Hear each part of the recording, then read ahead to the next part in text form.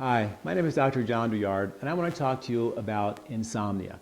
In part one on this series of insomnia, I talked about how many of us think that we don't sleep because we have too much energy. And the reality is that many of us don't sleep because we're exhausted. We don't have the energy we need to sedate ourselves so we can go to sleep and stay asleep through the night. So in part one, we discussed about how to rebuild the nervous system and pay back some of the exhausted debt so you can sleep through the night. In part two, I want to talk about the second most common cause of insomnia, and it has to do with the inability to burn fat. The inability to burn fat through the night and stay asleep through the night. It's a blood sugar issue. Many of us, because we eat little meals all day long, the body's been told that it's going to get fed every 2 to 3 hours. Then we go to bed at 10 o'clock and say, okay, now we're going to sleep for 9 hours. And the body goes, what? I've been fed for months now, every 2 to 3 hours, and now I'm supposed to sleep for 9 hours and not get fed? The body's been conditioned to get fed every 2 to 3 hours. I need my fuel, and I wake up hungry. And that's what happens. People wake up hungry. They don't realize they're hungry all the time, but that's the number one cause. When the blood sugar starts to dip, boom, we start to wake up. And we wake up because of unstable blood sugar. Now, less sleep actually has been shown in studies to actually affect your blood sugar and create blood sugar instability. And the less that you sleep, the more cortisol or stress-fighting hormones are produced, and that tells your body to store fat. Then you wake up hungry and tired and exhausted, so then you crave more of the kind of foods that are stimulants and sugars and candies and sweets and coffee, and that injects you up, and what goes up must come crashing down, and we stay on this blood sugar unstable road. So if you want to help your body be a better sleeper, then make your body a better fat burner.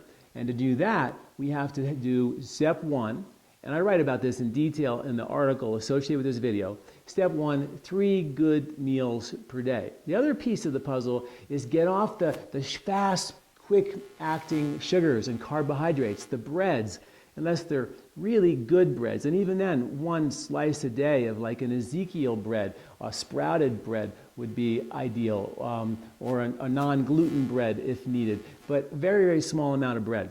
Whole foods, fruits, vegetables, lots of green vegetables, lean proteins, nuts and seeds.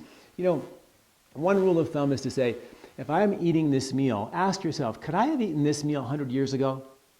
And if you look at that and go, boy, this is processed, this has chemicals, half the stuff that we eat has been processed so much that it creates a major surge in the blood sugar. And then we have to have our little meals where we tend to crave or nibble and snack all day long, and we don't realize that we have a blood sugar issue. In fact, 30% of the population, a third of the people in America, are pre-diabetic.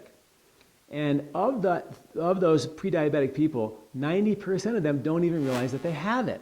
And that is from the CDC. It's a big deal. And this affects how you sleep. So again, 3 good meals a day. Make energy last in between the meals. I did a video and a newsletter on the difference between 3 and 6 meals a day. Please watch that.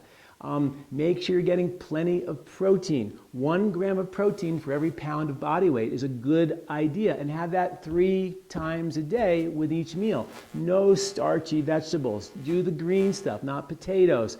Look at the greens, and your plate should be very, very green when you look at your plate. A plate of spinach and vegetables and broccoli and string beans, and steam them for a couple of minutes, and make sure you're getting way more vegetables than you ever thought you need, and this will in fact help your sleep at night. Very important, drink lots of water throughout the day, because dehydration is another factor that can wake us up at night. So make sure you're getting about half your ideal body weight in ounces of water per day.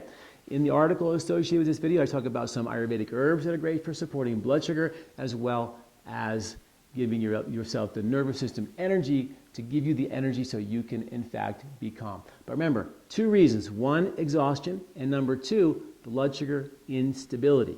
So make sure you're not waking up hungry. When we were kids, we used to go to bed we used to have supper at 6 o'clock.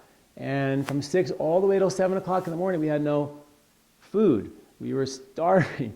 Actually, we fasted all night long. We woke up with breakfast, everything was fine. We fasted for 13 hours of our day. And it was normal back then to do that. But nowadays, my God, we got to eat all day long. We snack our kids all day long. It's created a blood sugar instability, and it affects your sleep at night. So please check out the article associated with this video, and thanks for listening. I'm Dr. Douillard.